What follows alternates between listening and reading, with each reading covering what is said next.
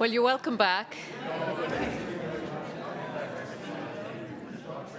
So if you could all just take your seats and we'll get started again for the next session, session number 2. For the next hour and a bit, we are going to focus on the broader population health impacts of the pandemic, those unintended consequences of the response to COVID-19 here in Ireland. And our first speaker in this session is Professor Kieran O'Boyle. He is Professor of Psychology at the RCSI and the founding director of the RCSI Centre for Positive Psychology and Health. He established the first department of psychology in an Irish medical school in 1985. He lectures extensively here and around the world and has published over 70 peer-reviewed papers, 2 books and numerous chapters. Kieran. Thank you very much, and good morning, everybody. So, this is a huge area. I'm going to try to distill it to the most important issues, or what I think are some of the most important issues. And this is the impact on psychological well-being of the pandemic and the interventions designed to control it. So, I mean, it's generally accepted now that this has had a very major impact. This is from a very useful report from the United Nations relatively early in the pandemic, and stressing that the crisis is in the first instance a physical health crisis, but it has the seeds for a major mental health crisis as well, if action isn't taken. And they went on to say that psychological distress is pretty widespread. And they also went on to say a long-term upsurge in the number and severity of mental health problems is likely post-pandemic. So we're going to see control of this phase of the pandemic and then long-term sequelae, mental health sequelae. The WHO Technical Advisory Group, in a superb report in 2021, also pointed to the fact that everybody's mental health has been affected in one way or another. And the public health challenge is, how do we address these increasing psychological needs of the population? And then this is from the Athens Mental Health Summit. This is the Ministers of Health of the European countries in the WHO, again recognizing that the pandemic has exposed populations to considerable mental health challenges. So it's generally accepted that this is a significant issue. So, it's not straightforward, because we're learning as we go along a lot about this, and some of the issues will only emerge with time. But I think we can divide it into the impact of the contracting the virus itself, close relations having the virus, safety of others, and then quite an impact from many people of the necessary interventions designed to reduce the spread of the virus. And there's a whole range of factors there that time really doesn't allow us to go into, but the level of transmission, the extent of containment, home work environments, work particularly, I think, and a whole variety of predisposing factors. And then we can also select out from that a set of vulnerable groups. Health and social care workers as a particularly vulnerable group, I think. Children and adolescents, and I think adolescents in particular, I'll say more about that.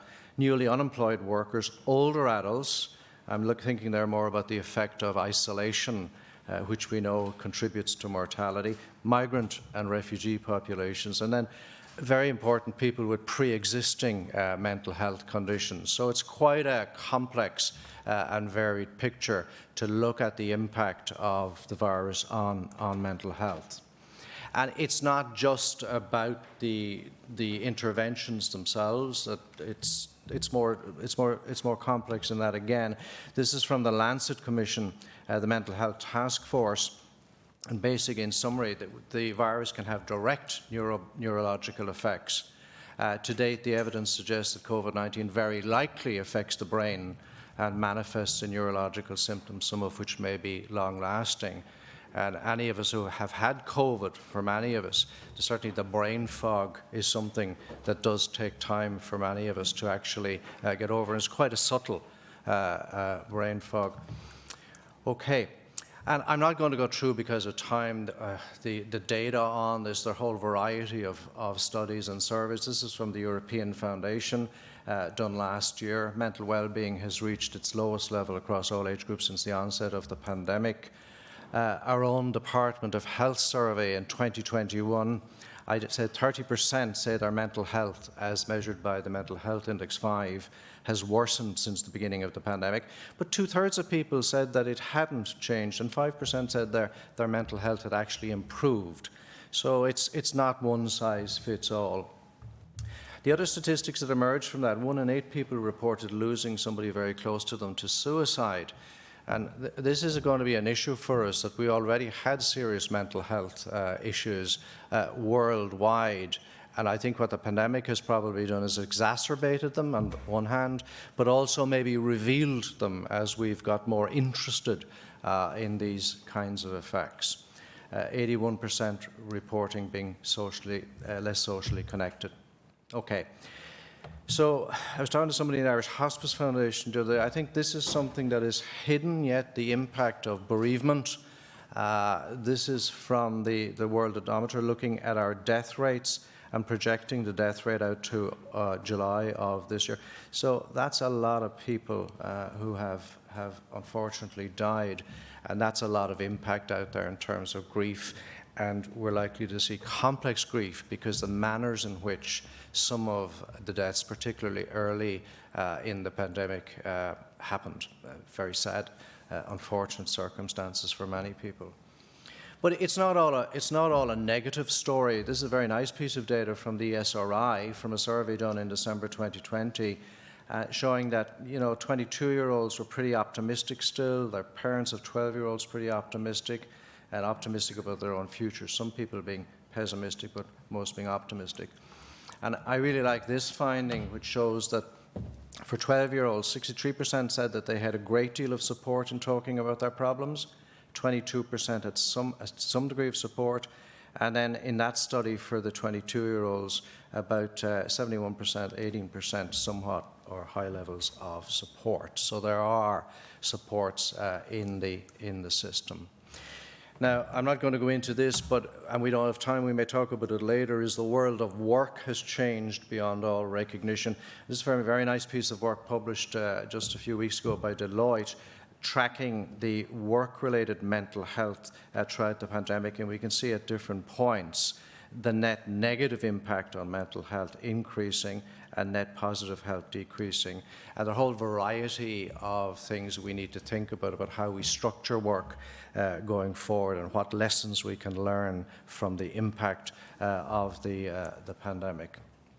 I think, and many of us have seen this over the last 2 years, trying to assist particularly frontline health workers in dealing with these additional stressors that the pandemic has brought to bear. And quite a lot of research on this. Again, I'm not going to go into it all, but working under extreme pressure with reduced staff resources, fear of infection, having to make difficult decisions, risking moral injury, and then working outside one's normal scope of practice are just some of the additional stressors that I think that the pandemic brought to bear on healthcare workers. So finally then, just to finish up, what are the kinds of things that we should be doing? This is from the WHO Technology Group, and I'm the advisor group, and I'm just going to pick out one or two of them. Promoting and enabling mass culturally adapted evidence-based interventions using digital platforms to increase resilience and particularly coping with loneliness. So we need to do a lot more at a macro kind of level. Promoting and enabling psychological initiatives in the workplace.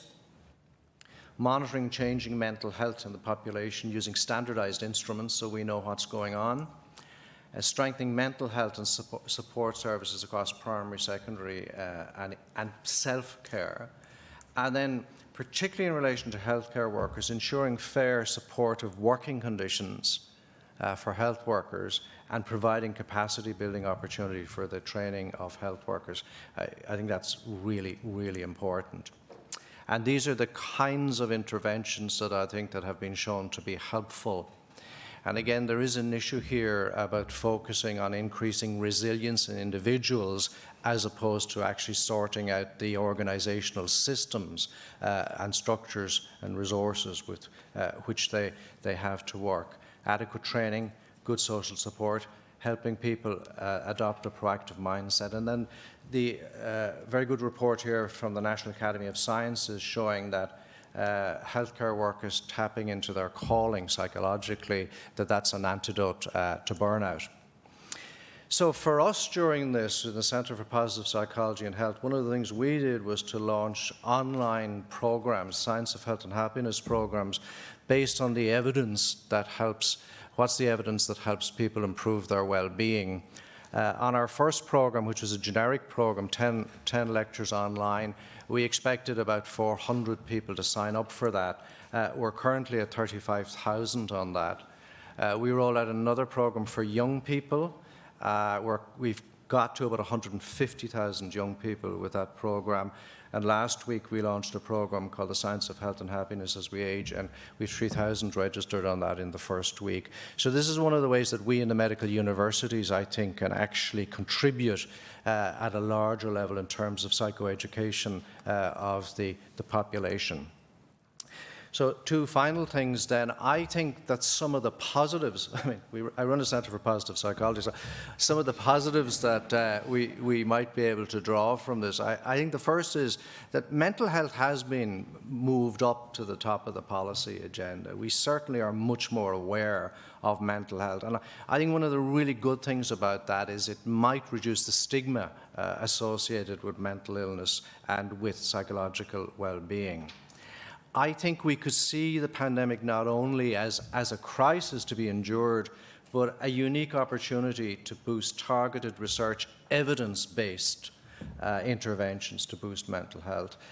I heard Rory saying this morning the next pandemic may be very different. I think this does allow us to start thinking about preparing for the next pandemic.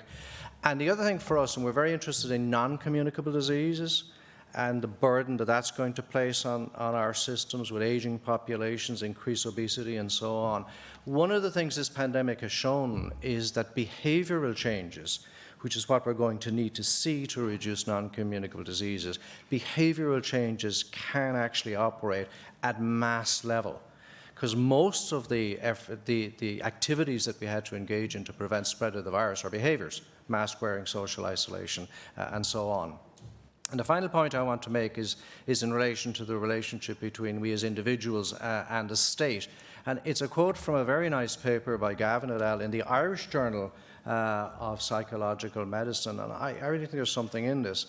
It said that the principle of reciprocity holds that if society demands that individuals withdraw their liberties for the common good, then individuals must be provided with adequate psychological support to discharge that obligation. Thank you very much.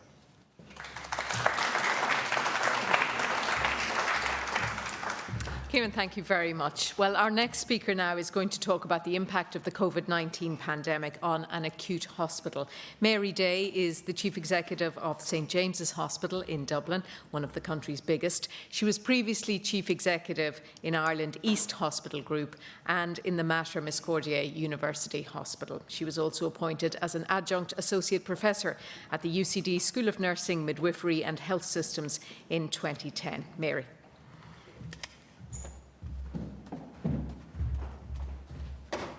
Thank you, Audrey. Good afternoon, everybody. I've just looked at my presentation there. I want to talk this morning just about the impact on hospitals, but I want to change the dialogue as well, because I want to, I suppose, revisit that traditional relationship between hospitals and the university sector and how we need to rethink and reshape that relationship. So, in relation to, I suppose, like starting off, if we looked at pre-COVID context on hospitals, I think there's nothing new here in relation to what we were facing in relation to financial challenges, growth in population, growth in demand, ageing population, and I suppose more importantly, non-integrated systems, not just non-integrated from a community primary care health system, but I would also argue that a non-integrated system in relation to the university sector and the health sector.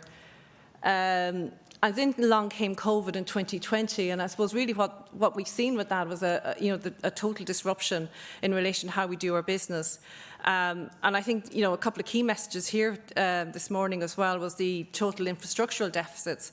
And I think the lack of investment that has been in hospital infrastructure and health infrastructure over the years, I think was amplified during the pandemic. And, we've seen that in relation to, it's no longer acceptable to have open bays, having, 6 patients sharing one bathroom.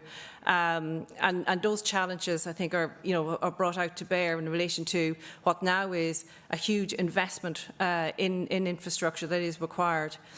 And I suppose in relation to that, I think what was the positive was around looking at decision making, and I think it's important when you look at how the health system runs on a day-to-day and how we make very important decisions at a hospital CEO level or even at a group CEO level in relation to getting those important decisions down to the front line. And that actually was sped quite significantly during the very early days of COVID. And I think there is definitely some learning in that in relation to how we reapply that. And what we've seen as well then is that uplift in resources. But it did shine the light, I suppose, on inadequate capacity. I suppose one of the areas I do want to talk about, I know Jerome is going to talk about it later, is the inability to protect pathways, particularly for cancer patients, where we had actually to decant cancer patients out from our acute hospitals into the private sector. But from a positive impact in relation to looking at how we deliver healthcare into the future, and that whole area around the power of data and simulation and forecasting, I think that really brought a strong part to bear on the planning. And I suppose really what I want to talk a little bit about is that relationship between clinicians, scientists, researchers, government and the community, and how that actually can be a more, I suppose, an integrated relationship, and that can benefit healthcare going forward. So when we look at our quadruple aim in relation to improving our population, reducing our cost and having more satisfied customers, but also, patients and providers, and ensuring that we provide that right care in the right place. But I think also if you're looking at the evolving quadruple aim, and what I talked about earlier is looking at how, I suppose, COVID-19 has pushed hospitals to the limit in relation to how they deliver care. And I think there has been a complete rethinking in relation to about what the future role of hospitals is. I suppose this slide demonstrates in relation, if you're looking at from sláinte care and integrated health systems, bringing care closer to the patient, moving more into an ambulatory care model, and then bringing that all the way up to what I would call an academic health science centre in relation where you have your big tertiary, quaternary provider of care. And we don't need one of these in every corner of Ireland, but we do need at least 1 or 2 of academic health science centres in Ireland to bring that, I suppose, what I call bench to bedside and bedside to population in a much more streamlined and integrated way than what we've done in the past. And also to support the care models that we have actually along this diagram. So I suppose, how do we address the challenges and how do we go about building an academic health science centre? And I've been really passionate about this for a number of years, and those who have known me would hear me speaking about this and trying to move this into a policy dialogue and moving it into, I suppose, a health provider and health funding dialogue in relation to how do we fund and how do we develop these big models of care. So in relation, if we look, and I'll talk a little bit about the Trinity St James's cancer work that we've been doing in St James's, and also the Mercer's Institute of Ageing, which is a living academic health science centre providing advanced care for the ageing population. And it's really looking at a programmatic approach to how we embed improved methodology into our operational delivery. I think when I talk about that partnership between the hospital and university with a common mission, I think it's more than just a partnership. I think it's really about reshaping the relationship between the hospital and the university, that we're both speaking off the same agenda and the same messaging when it comes to world-class research, education and innovation. And promoting that ethos across all healthcare staff and management. And that is not in relation to clinicians, it's actually there for healthcare managers, it's there for support staff. And it becomes the ethos of in how we do our business. And then providing the supports in relation to, and this is where the funding model, in fairness, needs to change in relation to how do we support clinical academic pathways in healthcare delivery. So there's, I suppose from an investment point of view, we need to have a very key investment in underpinning platforms. research facilities. And I've spoken about biobanking here as well. I suppose one thing the COVID pandemic did do, it did bring the university and the chief academic officers of the hospital groups at the time and the clinicians in the hospitals together to actually start looking at biobanking and having a concerted effort in relation to having a national virtual biobank. I suppose really what we're trying to do on the St James's campus is to translate that into having a building in relation to having a dedicated national biobank on our campus. I think in fairness, if you look at bioinformatics and data and innovation, and also how do we link in with industry, and how as a hospital system can we actually improve that relationship and enhance that relationship with industry. I think the physical infrastructure, so we can do all of this in the university and the health system. And in fairness, I think a lot of hospitals would have a number of programmes of work that would be along a pathway of an academic health science centre. But we also need physical infrastructure. And that's because we need to have a place where the clinicians and the scientists actually do come together in one place. I do believe the Mercer's Institute of Ageing on the St James's campus is a really good example of that in relation to where you have all of them working in a very integrated, symbiotic relationship. And if you look at the TILDA study in relation to longitudinal study of ageing, that's the home of the TILDA study. So it does work, and I think it's been proven to work in other bigger health systems internationally. But it does bring that vibrant ecosystem. And I think that's where we need to actually change that dialogue, especially when we talk about innovation districts in relation to government, clinical and industry. So just a little bit about what we're trying to do here in St James's. So our vision is to become an academic health science campus. So those of you who know St James's, we're on a 60-acre health campus that's going to be shared with the National Children's Hospital, hopefully in time with the COOM. But also we have got St Luke's Radiotherapy Centre, we've got Trinity, and we have the Irish Blood Transfusion Centre. But we have that ecosystem already evolving when it comes to the clinical research facility. And it's actually how do we create that really dynamic academic health science centre on the campus. And it's about providing the best healthcare. It's about translating research into clinical practice. It's about having that place of discovery and innovation. And as I say, that bench to bedside and bedside to population. So that we just talk here about what the core benefits of that is. I don't think we have to spend too much time on that, because those of you who have worked in big health systems in North America and the UK and Europe knows what the benefits of bringing together an academic health science campus in Ireland. I think it's really important for the future direction of the country in relation to taking on additional services, but also employing consultants and clinicians coming from these systems that we can offer on Irish soil an academic health science centre that will deliver these core broad benefits. So in relation to this is just one example. As the pandemic was kicking off in March in 20, there was a groundbreaking treatment being undertaken within the CRF on the St James's, and this was a really good example of collaboration between the clinical research facility, the Children's Hospital and St James's in actually conducting a gene therapy replacement clinical trial. And I think the most important part of it, it was happening at the same time as the global pandemic in those early horrible days of March. So I suppose just in relation to the ecosystem, as I spoke about, a lot of people say, well, why St James's, Mary, and why is it so special? And I think we do need to have some element of a policy direction and a bid in relation to how we're going to deliver academic healthcare centres. But I suppose from our campus, I think we have a lot to offer. I think if you look at the ecosystem, as I mentioned earlier, that's actually created around us, even if you look at the Trinity Translational Medicine Institute and the Wellcome Trust, we do need to, I think we have that ecosystem that we can bring all of that together. And as I said, the infrastructural developments of this is really important. And, in cancer and having that dedicated cancer building, having a national biobank facility and genomics facility on our campus.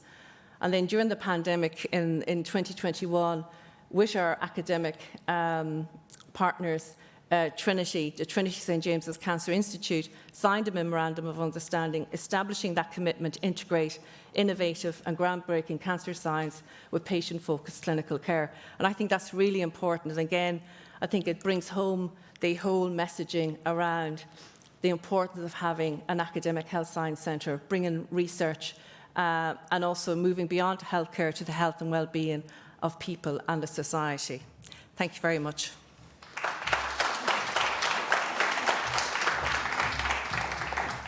Mary, thank you so much.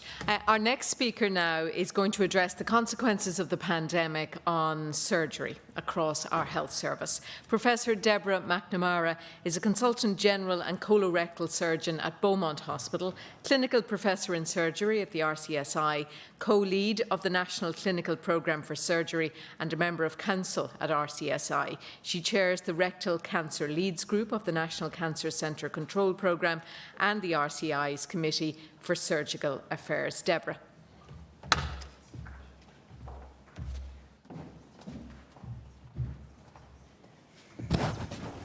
Thank you. Good morning, and thank you for the invitation to speak. I'd like to highlight some of the concerns that surgery have in the aftermath of the COVID pandemic, which, as you'll appreciate, has had a very substantial impact on patients who need surgical care. So in the next few minutes, I'd like to just cover 4 areas. One is to give you a very high-level overview of the impacts on COVID on surgical activity, and especially some of the unmet needs that have arisen in the aftermath of COVID. I'd like to maybe reflect a bit on some of the ways in which COVID is changing the future of surgery in Ireland and the impacts that it's likely to have over the next generation. And I'd like to finish perhaps with a provocative question given this audience, and that's, is surgery actually a population health priority in Ireland? Because if it is, we perhaps need to change how we're doing things.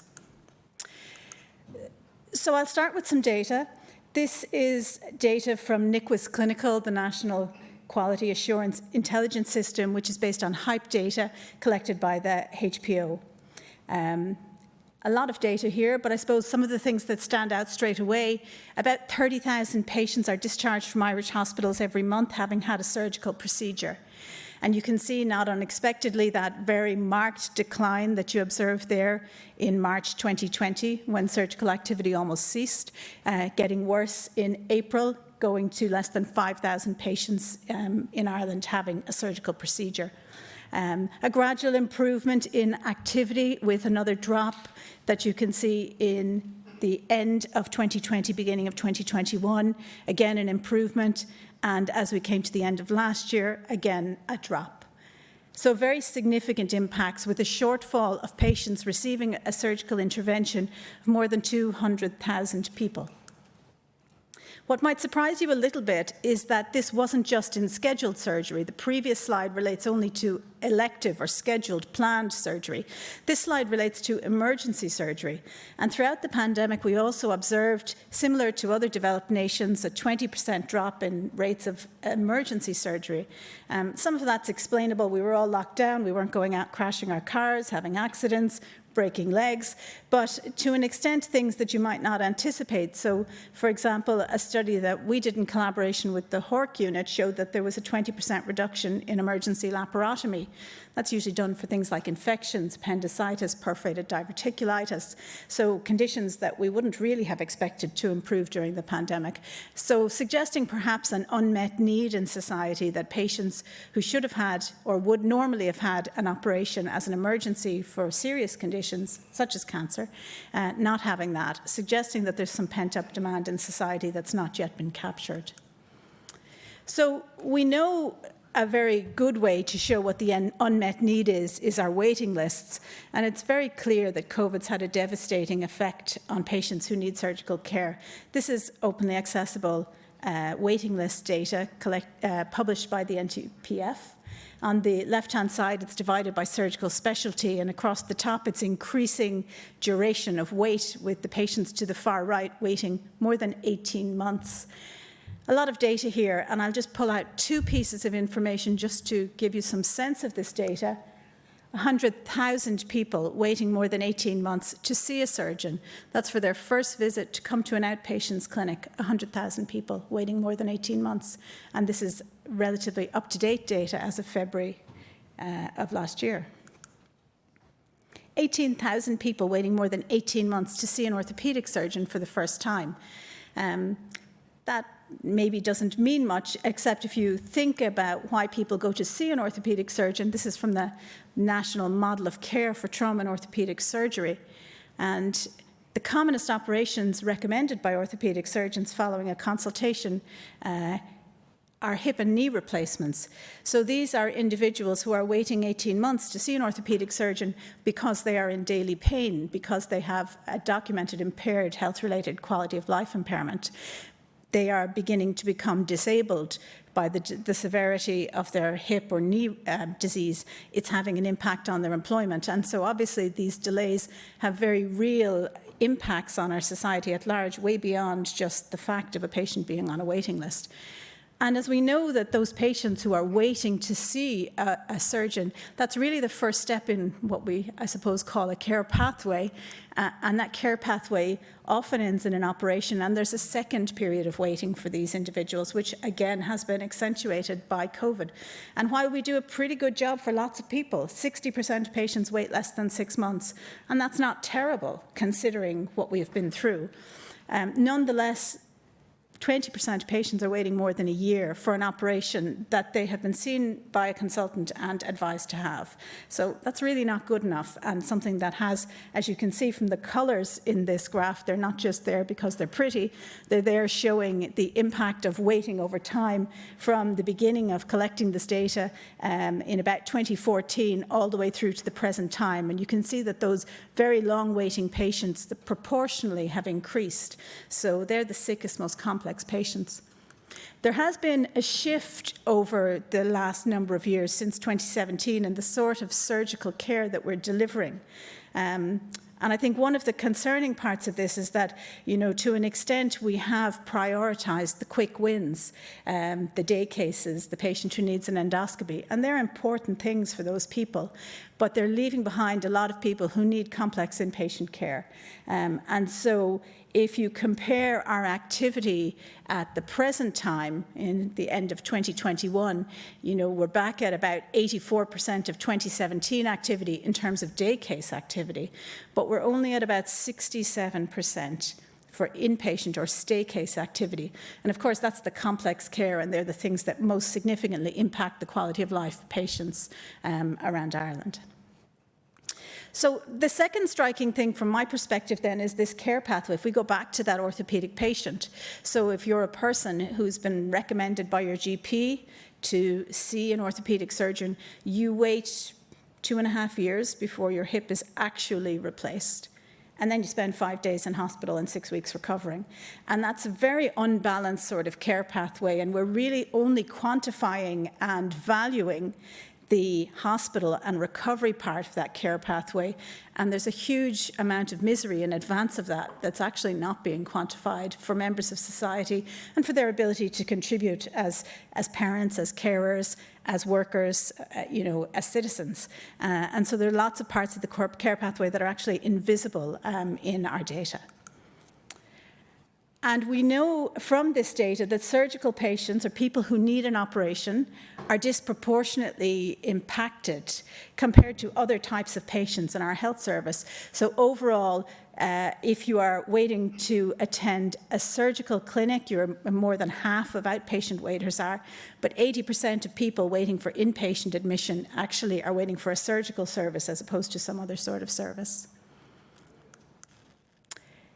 So that's the population level data, and it's all a bit grim. And I'm conscious of Kieran's positivity, so obviously there have been some positive changes of COVID in the future of surgery.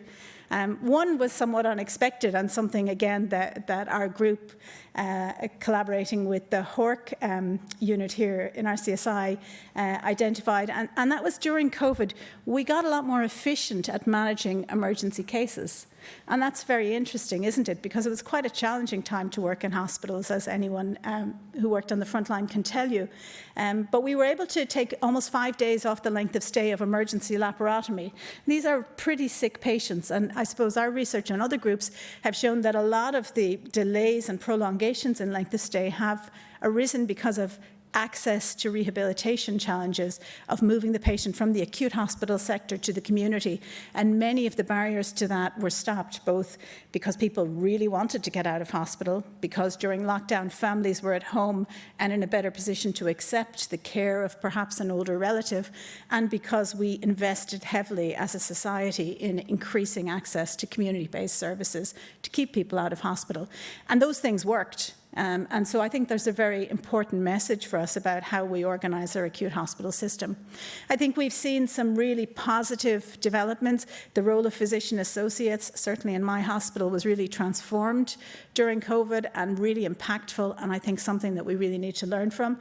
And as has already been mentioned, there's been a generational change in our use of IT in healthcare, in the public sector, and I think that's really valuable. But my positivity isn't going to last very long because, unfortunately, there are a number of significant changes for the worse which have stayed with us and which I suspect may stay with us for much time to come. There has been a constriction in our capacity to deliver scheduled surgery, and I'll show you some data on that. We have always had some seasonal variation. You'll be very familiar with the bed crisis and the trolley count, and of course that has been accentuated, unfortunately, by COVID. And we have developed a preferred model of outsourcing. And at a time when all the talk is about integrated care, actually outsourcing is leading to completely disintegrated care. And I think we need to reflect on that and really make a decision as to whether or not that is our population's preferred model of care going forward for surgical services. So just to look at this is the data I showed you earlier about surgical activity. For me, actually, the most striking thing is not the green bars, but the white space. And if we look at that blue arrow at the top, that's where we should be based on demographic changes. That's the care we should be delivering if everything continued as it did in 2017. And those drops are very significant because we have never, since COVID began, restored the actual capacity for surgical care that we had in our system in 2017.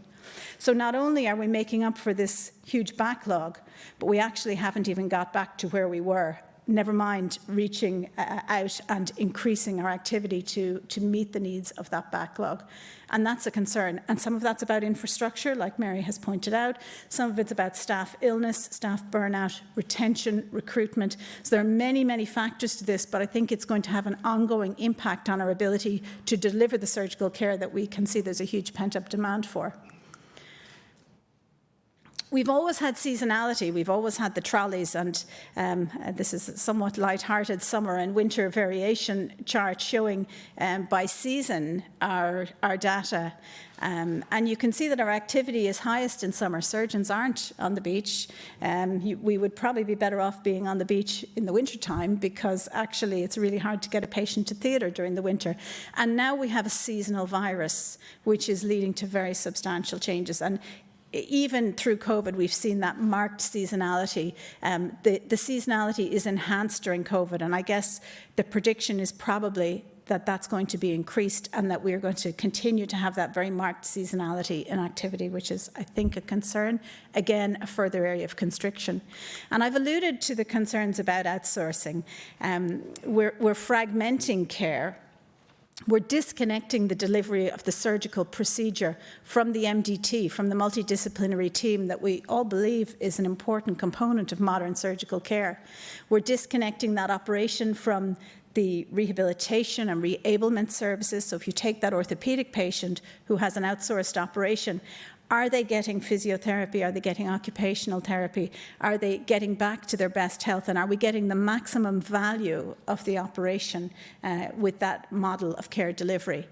In fact, with outsourcing, there really isn't an incentive to deliver value for money across the entirety of the care pathway, only in the tiny component of the care pathway that relates to an operation.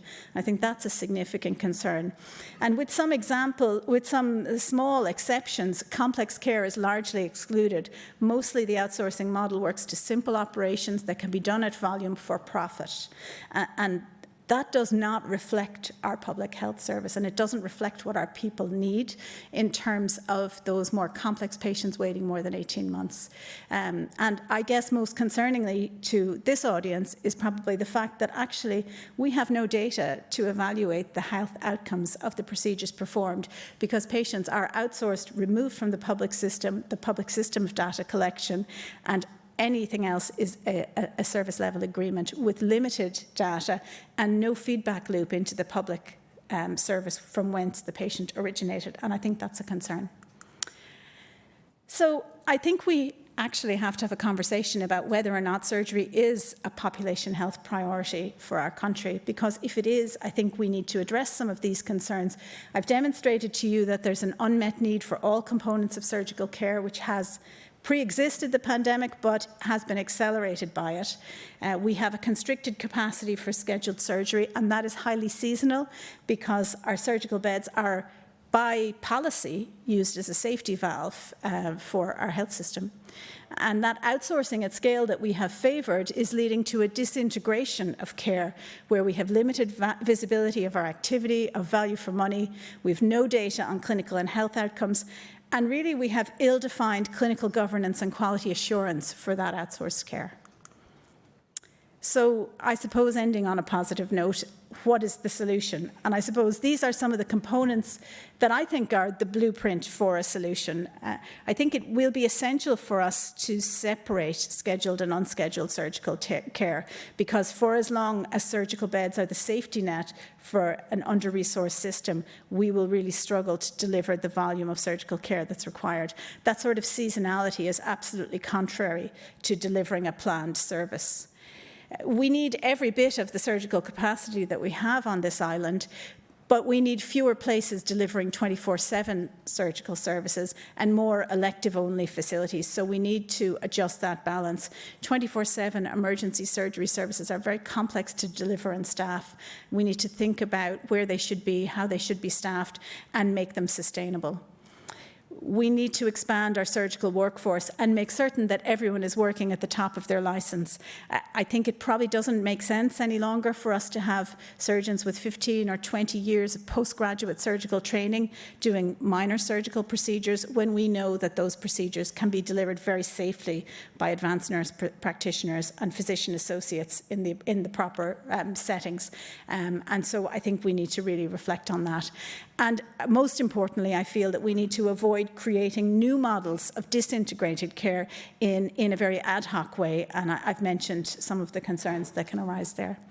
So thank you very much for the invitation.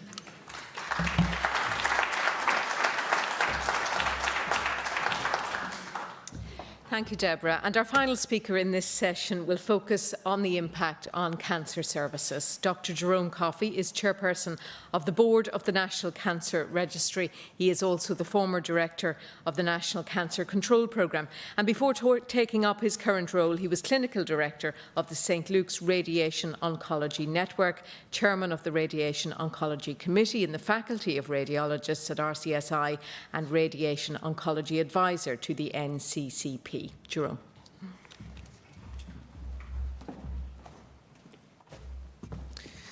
Thank you, Audrey, and thank you to the organisers and sponsors of today's meeting. My day job is radiation oncology, but I've been working on the board of the Cancer Registry since 2017. So I'm going to give you a fairly brief discussion about COVID plus cancer. There's some headlines just to give you the chronology, because that's really important. We also have some data, which is very descriptive, and I want to talk a little bit about the response of the system to the needs imposed upon it over the last couple of years, which have been miserable for everybody. A lot of loss, a lot of fear and anxiety, but I think the response of the system was incredible. So going back, this is July 2020, and at the time there are a number of really important pieces in various papers just calculating about the likely impact on screening, access to diagnosis, treatment, and then that really informed debate, but also drove the policymakers, decision makers to put money into the system to respond more rapidly than I've ever seen in my lifetime. March 2021, this is Mark Lawler from Queen's, who is current board member of the Cancer Registry, who was actually engaged at a European level. I've got some of his data coming up later, just saying what is going to happen if we don't respond quickly, and what's going to happen if we do respond quickly. So this is just a timeline coming through March 2021, February this year, and again, this is talk about screening and diagnosis. If you come here to, this is a Guardian, so just saying this isn't a national issue, it's an international issue. So what's the impact of COVID in an environment where healthcare professionals are really kind of not widely available in the market. We are undersupplied. We go to recruit people and we don't get applicants because they're busy elsewhere. We probably need to train and retain a multiple of healthcare professionals across all disciplines if we want to build for the future, be able to respond even better to the next pandemic. So getting into the plans, this is dated timeline July 2020, so fairly early on there was a plan. How do we respond? It's clear that cancer services, all aspects of cancer services, were relatively protected compared to elective services, orthopedic surgery, etc., as previous speakers have talked about. So just stay with the red boxes here. So screening, cervical check came back to a certain degree July to August 2020, and the slider there is the amount of activity that was projected for that period of time, so that's about 25%. Later on the same year, breast check and bowel screen came back up. And then as you come into this slide here, it's the non-screening services, so it's GP referrals, the slider there, the rapid access clinics and the cancer centres, and also the kind of treatment modalities, the surgery, medical oncology, radiation oncology, etc. And as time goes left to right here, that slide goes further to the right. And that was the plan. Now, we're very good at planning in this country, but we're not very good at funding. So I've got a couple of funding slides coming along. But just to take this, and all these slides are public domain, and if you want to copy from the AV Tech, please feel free to ask them. So breast check essentially paused from March 2020 to October, but then invitations were reissued with delays built in of about a year for both people already in the 2-year cycle, but also new entrants who usually get invited at the age of 50. That first screening cycle was pushed from 52 out to 50 to 53, with the idea that having initially extended the screening cycle to three years to bring it back to 2 years as soon as possible. That's just breast check. Cervical check, actually their activity dipped and then came back up fairly quickly. This is a screenshot from their report at I think late 2021. They got back up to date, and their turnaround time for testing came back down to where it should be. So that was a quick response. Bowel screen, again, planned delays in 2020, but actually prioritising, which hadn't been done before, people who are waiting longest, so kind of a risk-adapted response, and that was that. Cancer control brought people into the room very quickly, virtually on Zoom, and put together guidance documents. Our way of working in cancer services, which is by and large entirely elective, changed completely. We talked about different clinics, extended working days. My area of radiotherapy, we gave biologically equivalent radiation courses over much shorter periods of time, so shorter, fewer attendances, which meant we could get more patients through. We worked out scenarios based on potential staff loss to COVID infection. If we lost 10% of our staff, could we provide all services at the same timeline, all the way down to keeping 10 to 20% of our staff, everybody else being off, either infected or close contact, and what could we not deliver in those period of time? So pretty much a warfare scenario gameplay, but it's what we had designed within a month of March 17th or 20th in 2020. Virtual clinics, so even still, we have now moved to a lot of our follow-up clinics where clinically appropriate, we're doing it over the phone. Patients love it.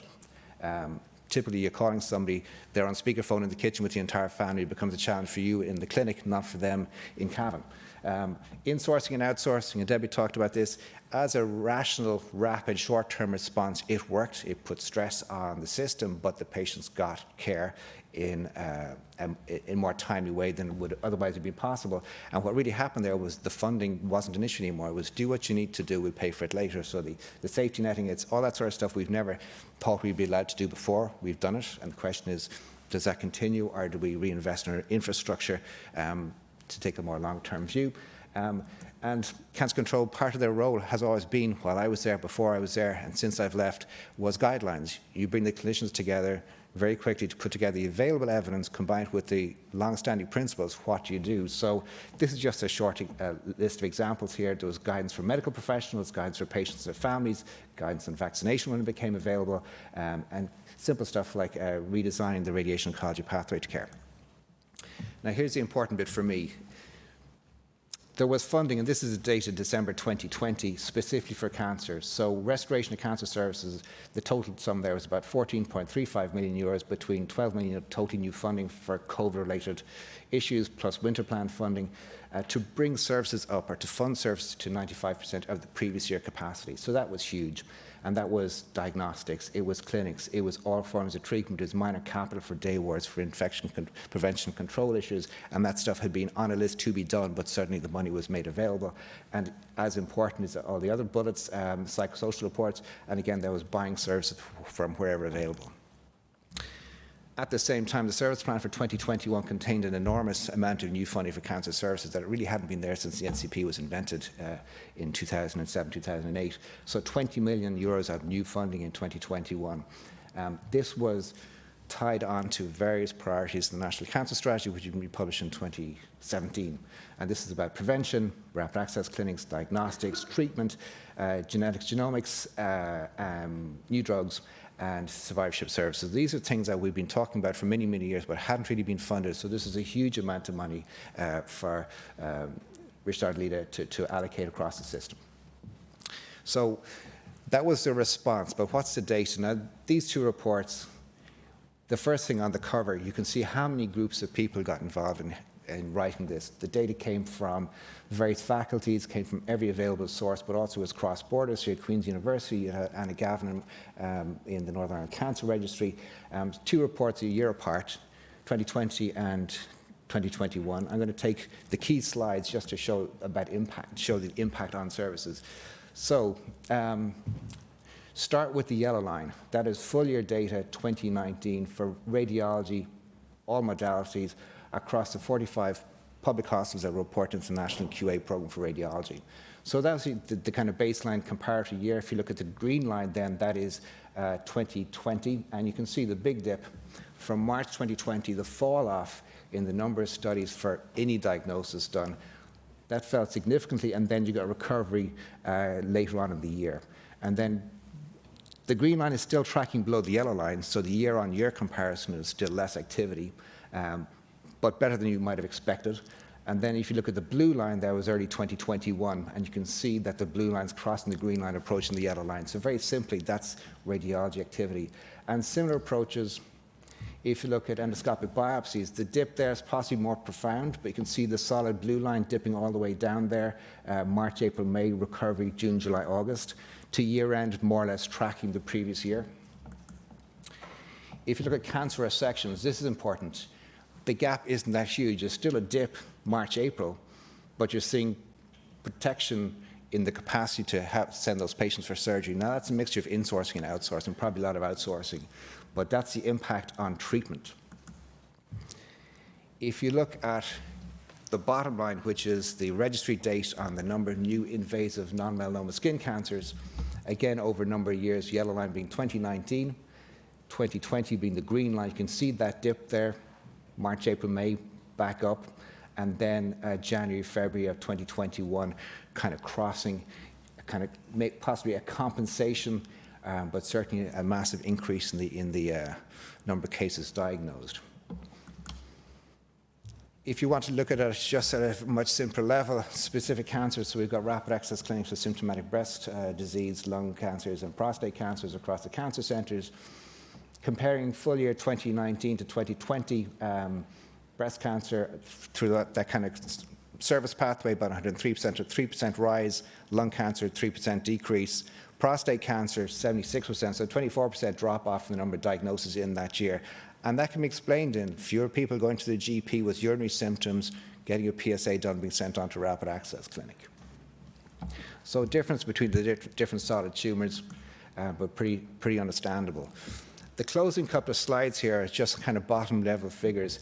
EuropeanCancer.org has a data navigator website. You can put in the country and give you the same kind of data points for each. So just the kind of the headlines here.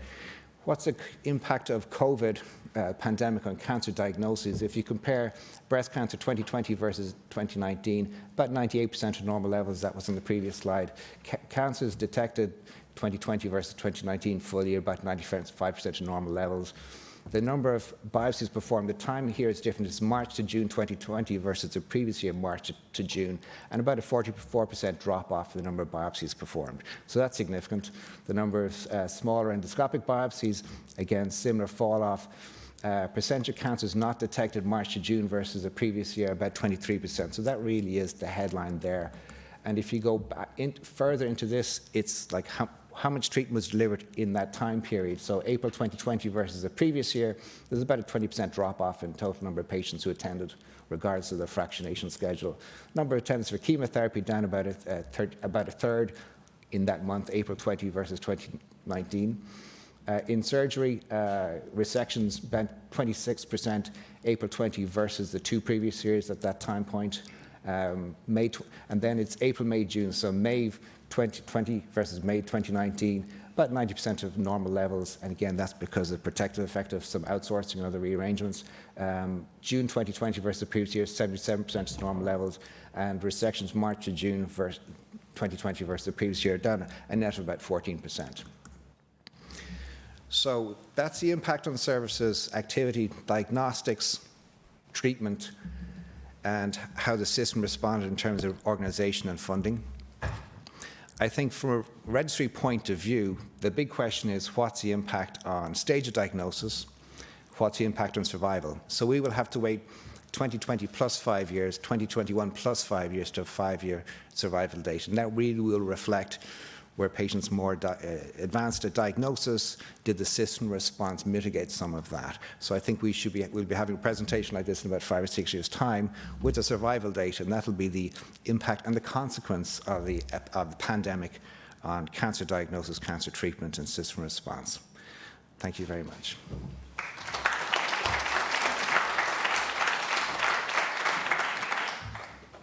Jerome, thank you very much indeed. So if I could ask Kieran, Mary and Deborah to join Kieran at the table here, or to join Jerome at the table here for our discussion for the next 20 minutes or so, which we're going to discuss a little bit more in detail about these unintended consequences of the COVID-19 pandemic and the impact on patient health in the last 2 and a bit years. Kieran, I suppose when you have listened to all of the presentations there from your colleagues, what do you think? I mean, what conclusions do you come away with about the impact on the wider population health?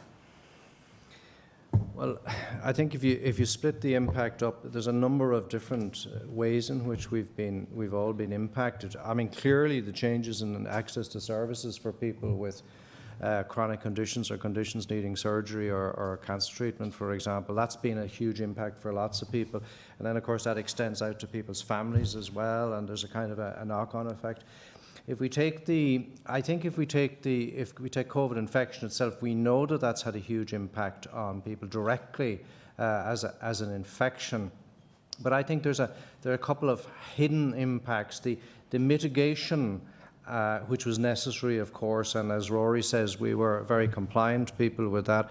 If I pull all that together and look at what I think is one of the biggest drivers of the impact on well-being, I think isolation and loneliness is probably one of the most significant factors in this. And I don't think that was just for older people. I think it was particularly challenging for older people. But there's evidence now emerging that a lot of young people, particularly adolescents, feel very isolated despite all of the contact that they have through electronic media. And I think this is something we need to think a lot about, that for me, well-being is a complex phenomenon. We need to think about it in complex ways. But one of the most sobering reports I've read was an advisory from Vikram Murthy, the Surgeon General in the United States last year on young people's mental health. And when the Surgeon General produces an advisory, it means that that's a major public health issue. And what he's saying there is that what COVID has done is, yes, it's exacerbated the problem about young people's mental health, but it is also part of a growing epidemic in problems in young people's health. So I think that's something we're going to think very hard and long about. Yeah. And does that largely remain hidden, Kieran? Yeah. I think it does, but I think there are ways around it. I think we tend to think about these interventions in terms of the health services, and clearly that's incredibly important with disease processes, with pathology and so on. But I think there's a great deal we can do in the mental health area, scaling up through the education system in particular. I've seen in Australia children as young as 6 or 7 learning about their strengths, developing growth mindsets and so on. So we can use the education system in new ways. I think we can also scale up through the workplace with changes, with improvements in workplace cultures, with focus on well-being in work. So it's not all down to the health service in terms of improving well-being and preventing the development of these kinds of problems. Mary, when you look at Deborah's presentation and Jerome's presentation, and you will be well aware of the impact on the wider health service, what do you think in terms of the job that you do running a major acute hospital of the challenge facing you all? Yeah, so thanks, Audrey. So I think particularly in Deborah's presentation, I think struck me because a number of the issues we talk about every day of the week in relation to like constantly relying on outsourcing, which is not the solution. Like I said this on day one, I think Jerome was right. I think it was a quick fix in relation to an emergency situation. But 2 years later, that we're still relying on that as a solution to the problem is doing harm to what we're trying to achieve. So I think running, like to me, in relation to running a large teaching hospital and creating and trying to manage the pathways coming in relation from emergency care, from your elective work, from what we're also seeing at the moment is that pent-up demand. So we're seeing that coming through our outpatient workload at the moment and trying to balance all of that in relation to how we deliver the best care to our patients, in spite that there's a growing waiting list problem in the background. I think we need to rethink around how we're delivering that care. And, I suppose to me, we need to invest in buildings. I'll be honest with you, and I get in relation to understanding the staffing issue, but we don't have the infrastructure in the health system to deliver the quantum of care that we need to deliver at the moment. And I think even if you look at what we're trying to do in relation to elective hospitals, I think that will serve some solution. But I think we also have a problem in relation to getting urgent elective work. So you talk about urgent cancers, urgent cardiac work, getting those through. We still have a problem with that. So even on the busy tertiary level campuses, we need to divide up those and we need to protect those pathways. And we do need dedicated infrastructure and capital investment in healthcare going forward. And that's as important in relation to getting the staff and getting the people and getting the models of care correct. Jerome, you're nodding there. Do you agree with what Mary is saying? I think the other kind of vocabulary to use is risk management. At the time the world was on fire, you said have to treat those patients no matter where, no matter what it costs, just get it done quickly. Now we need to think about, well, what is the long-term plan for healthcare, because it can't be as it was. Deborah, what is your opinion on this in terms of the capability of our health service, which is consistently under pressure to deal with this? I suppose I'm hugely optimistic about the ability of our younger doctors to cope with this. But I think we need to get out of their way. And we need to build infrastructure that they want to work in that's up to the standards of other developed world countries. Mary mentioned the 6-bedded unit, the six beds and one bathroom. I mean, I don't want to sleep there healthy. And I sure don't want to go there to have an operation or to come in as an emergency. And we just have to accept that reality, I think. I think we have wonderful staff. Our staff are exhausted. They're burnt out. We will not achieve what we need by driving an efficiency agenda. We really need to step up a level and rethink how we're delivering the care. I mean, the ambitions of Sláinte Care, I think, are very noble, and there's a lot we can do in the community. There's a lot we can do close to home, and I would very much support that. It's the only solution to much of the medical comorbidity and problems that we face. But we're not ever going to be replacing hips in the community. We need to have a functioning academic hospital system with hospitals that work and deliver complex care to patients who need it. And we can't focus exclusively on one to the detriment of the other because they're interdependent. And I think we have to really accept that complexity and really support young healthcare workers, convince them that there's a future for them to stay here for. Because certainly, I've my own team in Beaumont, I have just the most extraordinary intern at the minute. Like, you just love her to be looking after your family.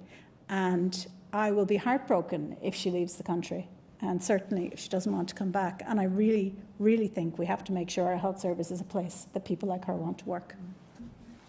How do you achieve that, Kieran? I mean, we seem to be having never-ending conversations about the same issues. Are we ever going to get to a point where we make the inroads in the waiting list that we've seen through Deborah's slides, and that the health service is largely functioning in the way that the patient expects? Well, I don't think I'm the right person to respond to that, but I think I'd respond to just one part of it, following up from what Debbie has said. You know, I'm out there talking to a lot of health professionals from consultant level down to intern level, and the levels of stress and burnout that I'm seeing there are really quite shocking. And I don't think the answer to that, in my world, the answer to that sometimes is that you teach people stress management techniques and build their resilience and so on. But the way I see that is these changes have to take place at a macro level, and it is to do with the way we organise our healthcare organisations and the cultures that exist within those organisations. And I have a very simple view on this, that people need three things when they go to work. They need a degree of autonomy, they need a degree of competence, or a significant degree of competence, which comes down to training, and they need a degree of relatedness. So those are the three needs we all have in the workplace. And I think we have to, Einstein said you can't think your way out of a problem with the same kind of thinking that you thought your way into it. So I think we have to go along at two levels in relation to staff well-being, and that is training people, to develop their resilience. Yes, I'm not saying that that's not something, but also looking very closely at the way we structure these kinds of systems. So that's the part of your question that I think I'm qualified to answer. I think there. Mary, how would you answer it? So I suppose really I think we need to rethink in relation to around health planning and how we divide up resources and how we deliver the resources across the system. So I suppose what I mean by that is we need to put more emphasis in relation to capacity demand planning. And I think Deborah's right. I think improvement and efficiencies can take, we'll say, 20, 30% out of it. And then you can see what you can do in relation to your current infrastructure. And then you can look what you do if you develop that a step further and you look at developing new infrastructure or new capacity to deliver that care. So I think we need to spend more time in relation to, I suppose, we can do that at a hospital level and you can do that at a group level, but I think it needs to be done at a national level as well in relation to health planning and deciding from those health planning in relation to a pragmatic approach in relation to where the resources are going to go over a period of 5 to 10 years. And we don't often look ahead. Like when I presented a plan around St. James's campus, that's a 20-year plan. It's not a year plan or a 2-year plan, it's a 20-year plan.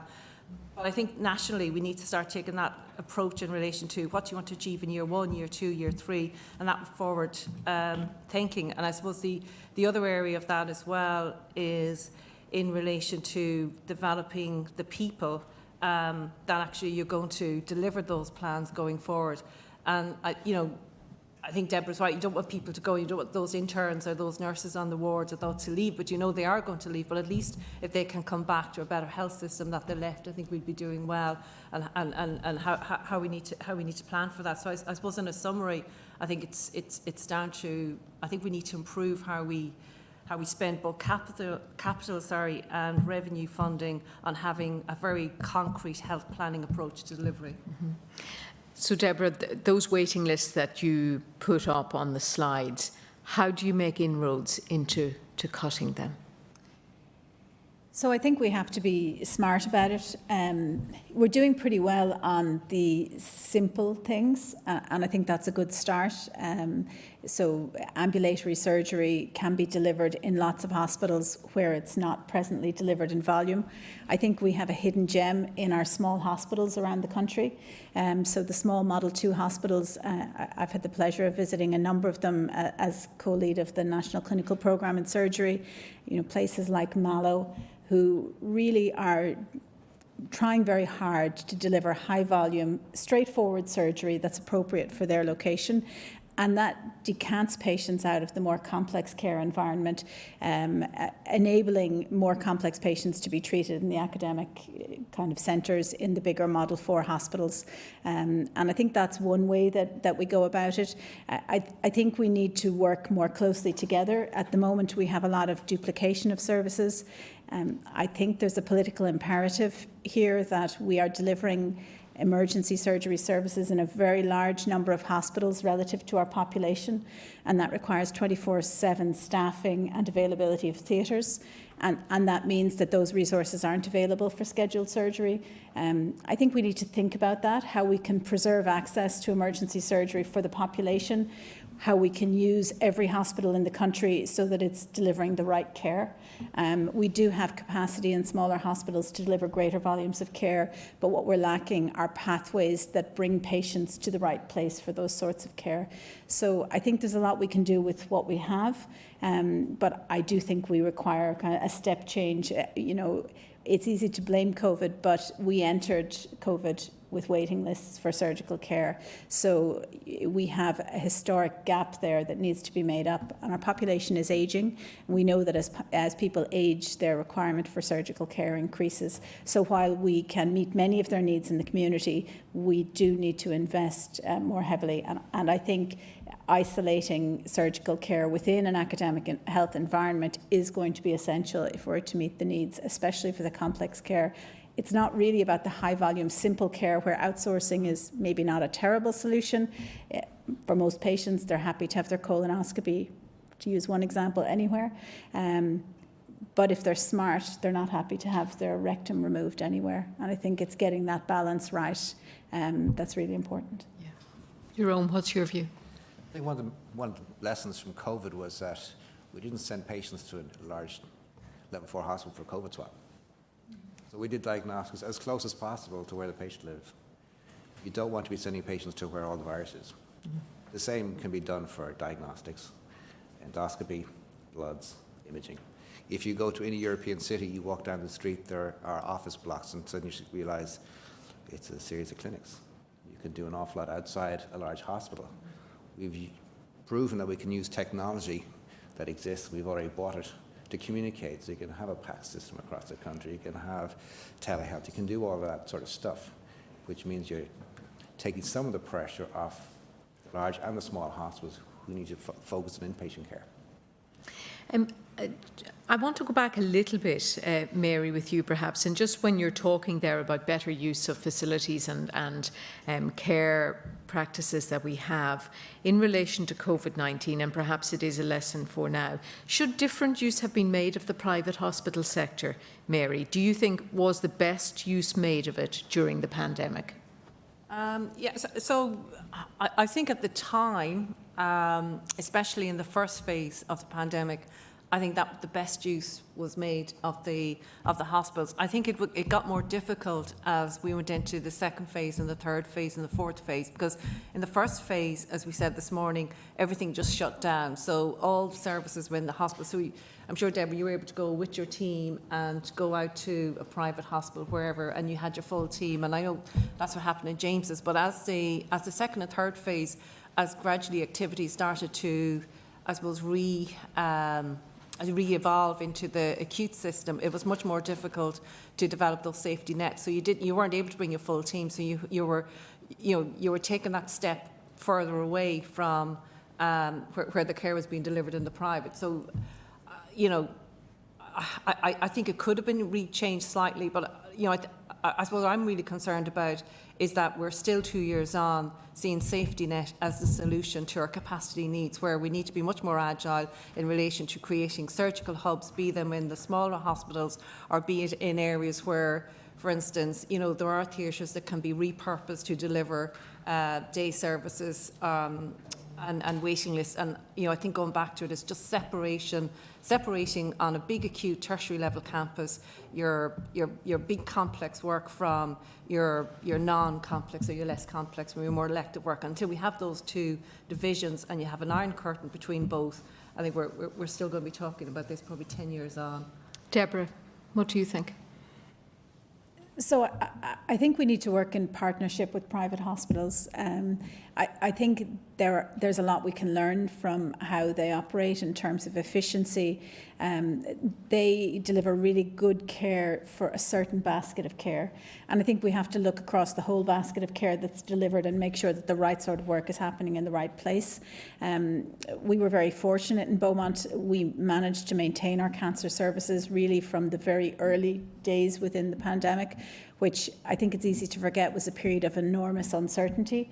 And you know, even as simple, if you like, as not being sure whether having a general anaesthetic and catching COVID, we had a lot of reports of very, very high post-operative mortality rates. So some of the suspension was because of safety concerns.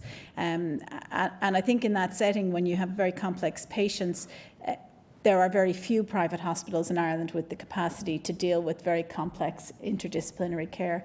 And I think one of my principal concerns around getting that public-private partnership correct is that we have spent the last, certainly most of my career, trying to find better ways for us to work with it as part of a multidisciplinary team to get away from the surgeon as the epicenter of the universe, more towards being a person who's a member of a team where each member of the team is contributing to the patient's pathway of care.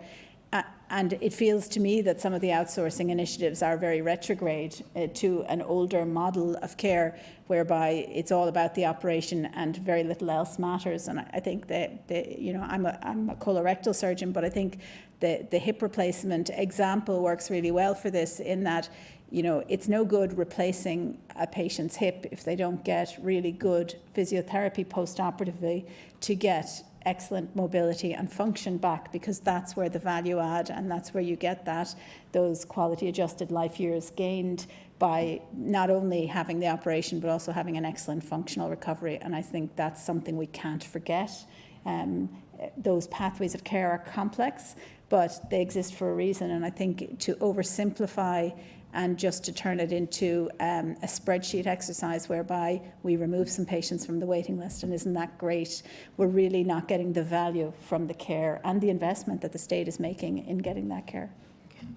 We're almost at the end, so if you have any questions, do raise your hand and we'll get a microphone to you. I just want to finish with you, Kieran, because you mentioned in your presentation about the new ways of working and the impact you believe that will have on people's mental health. Will you just elaborate a little on that, how you think that will have an effect? Yeah, I think there's a few things happening there. It's not clear how that's going to play out, because for some people working from home, you know, is perfect. For some it isn't. There's huge variability here. So I think corporations worldwide are grappling with how that's going to actually play out. I was at a conference the other day where somebody was talking about the global 4-day working week. We work 5 days a week in most organisations because we did so 100 years ago. In manufacturing, if COVID has shown anything, is that there are very different ways of working, and I think that's going to be interesting. And then there's one other quick point that I'd like to make, and that is what we're hearing about is we're hearing of patients with non-communicable diseases coming through to the system when they need care and intervention.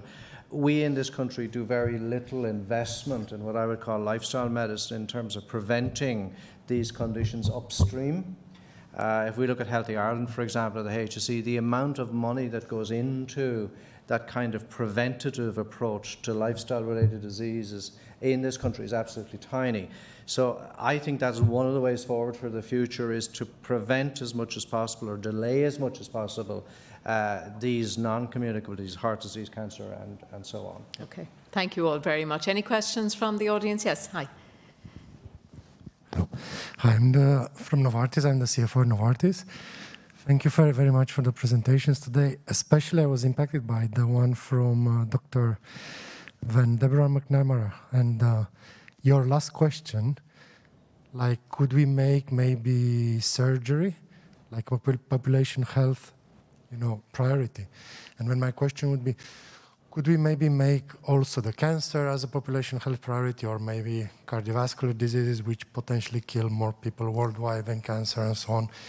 At the same time, could we treat those with the same priority and with the same sense of urgency like we did the COVID? For example, taking the waiting list, which you have presented, and tackling those in the next couple of years. Of course, looking at the next 10, 20 years, it's important having a robust plan, but acting now and with the same sense of urgency like we've done with COVID, do you see it possible, and perhaps what you call a disintegration or outsourcing would play a big role into this, and maybe taking all these elements which are new to the system and right now not properly functioning, but they might be a part of the solution by adding capacity to the system, by integrating them back and making them work as part of the system, perhaps? Okay, so that's for Deborah. Thank you, Deborah. I think that's the only way that it can work, is if we, at present, it's sort of an ad hoc chasing of a waiting list, and we need to move past that. You're absolutely right. There are some components of private care that can and should be used to increase the capacity of the system, but that has to happen in a planned and reproducible way. So it's very hard to develop a staffing model that works for ad hoc outsourcing, whereas if you have reliable, predictable outsourcing for certain components of care that's integrated into the pathway, then that tends to work much better. So I wouldn't say that outsourcing isn't part of the solution, but it needs to be a designed and planned mechanism to increase capacity. I suppose in terms of thinking about surgery as a population health priority, I think of it as being a bigger problem than fixing the waiting lists, actually. I mean, I think if you were coming and proposing to make an investment in this country, would you want to know that your workforce had access to emergency surgery that was prompt? Would you want them to be able to access surgical care? You know, that's just a norm of civilized society, to my mind. And the fact that we're failing to deliver that really in a way that is up to international norms, I think is problematic for our society. And I think it's a bigger problem than waiting lists. I think it's a problem of being able to deliver all of the components. You know, we need infrastructure, we need roads, we need functioning surgical healthcare. Thank you, Deborah. Any more questions? There's one here. Thank you. Thank you to all the speakers. My name is David McCarthy. I'm the head of Access for Roche. One of the consistent challenges that you've all identified is the lack of infrastructure around health data and the lack of a connected patient record. And we witnessed during the pandemic that the HSE mobilised probably the largest population health response in the form of the vaccine rollout and a fully connected system. And in session 1 this morning, Professor Rory Brewer called for a citizens' assembly in relation to the future pandemic response. So my question is, how do we come together away from our disciplines, away from our areas of interest, and call to take action around systemic improvements on our data infrastructure and connecting patient health records? Because it seems to be a major gap right across all of your areas of focus and all of our areas of focus in pharma as well. Okay, thank you, David. Mary, I might get you to answer that, if you don't mind. I suppose two of my pet asses, one is infrastructure and the other was around ICT and capability in relation to ICT. And I think what the pandemic has shown, not only the underinvestment in infrastructure, but there has been an underinvestment in relation to ICT. So I suppose if you talk, going back to a modern health system, you know, we're one of the very few countries, I think we're very low down in the league table in relation to having capability in relation to electronic patient record. So we have X number of hospitals in Ireland and we have very few. I know we have it rolled out in maternity service, we have it rolled out in the inpatient side in St James's, and we have to move into the daycare services. And I know CHI, when they're going to come on board, will be fully digitalised, but that's very poor for a country that has a health system like us. So I think the first thing has to be made, it has to be an investment, has to be made, and a commitment to an investment over the next number of years. Again, this is a 5 to 10 year plan, and we're so far behind in relation to this. You know, it's not really, you know, it's not really credible anymore to say we need to make an investment in health infrastructure. We should have done it yesterday. We should have done it 5, 6, 10 years ago. So, like, to be honest with you, that's where the key. You know, I know we talk about digitalisation and linking in with industry and apps and all this great data, and I know Mark has done some great work in Northern Ireland around big data and data can. But if you haven't got the core ingredient, which is electronic patient record, to enable you to get that richness of data out, I think we're starting way behind the curve. So that would be my first. Thanks, Mary. Jerome? Just a question for Mary. With the EPR in James's that you invested in before COVID was invented, what use did you get out? What value did you get out of the EPR in managing the stresses? So from COVID.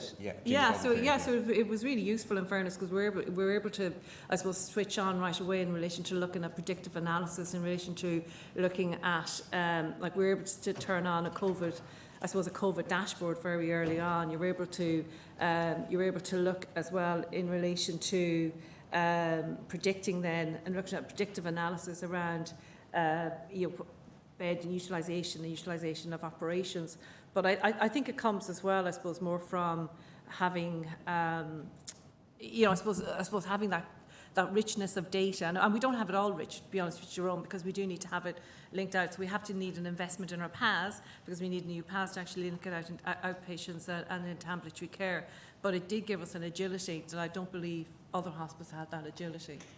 Okay, thank you all very much indeed, and thank you for taking part in that discussion. We're going to take a quick 10-minute break, and then we'll be back for our final panel discussion of the afternoon.